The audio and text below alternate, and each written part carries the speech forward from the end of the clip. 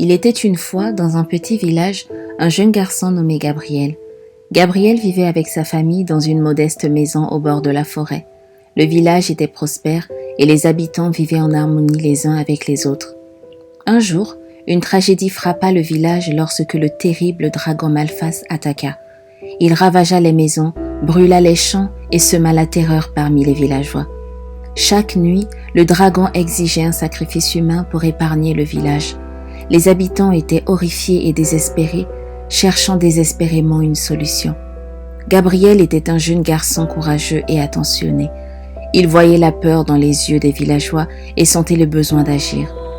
Malgré son jeune âge, il se porta volontaire pour affronter le dragon, convaincu que cela sauverait son village bien-aimé. La nuit suivante, Gabriel se dirigea vers la montagne où le dragon vivait. Le chemin était escarpé et dangereux, mais sa détermination était inébranlable. Arrivé au sommet, il rencontra le dragon Malphas, gigantesque et effrayant. Gabriel avait préparé un plan. Il commença à parler avec le dragon, essayant de comprendre pourquoi il apportait autant de destruction et de malheur. À sa grande surprise, le dragon exprima sa solitude et son chagrin.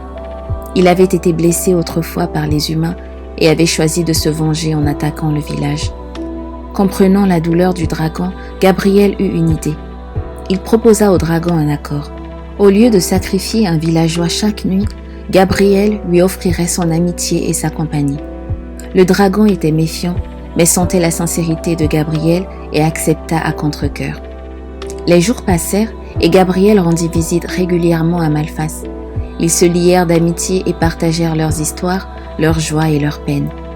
Peu à peu, le cœur du dragon s'adoucit et il réalisa que tous les humains ne devaient pas être tenus responsables des erreurs du passé.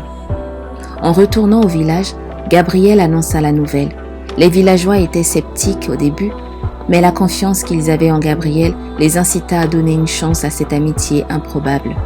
Ils commencèrent à aider le dragon à reconstruire les maisons détruites et à cultiver les champs incendiés. Au fil du temps, la méfiance entre les villageois et le dragon se dissipa. Le village retrouva sa prospérité d'antan et une nouvelle leçon fut apprise par tous. Gabriel avait démontré que l'amitié, la compréhension et le pardon pouvaient triompher de la peur et de la haine. Cette histoire rappelle que parfois, pour surmonter les obstacles de la vie, il faut être prêt à faire des sacrifices et à tendre la main à ceux qui peuvent sembler différents. Elle nous enseigne l'importance de la compassion, de la compréhension et de la réconciliation pour créer un monde meilleur. Gabriel, grâce à son courage et à sa bonté, montra que même les êtres les plus redoutables peuvent changer lorsque nous leur donnons une chance de se montrer sous leur vrai jour. Merci d'avoir écouté cette histoire.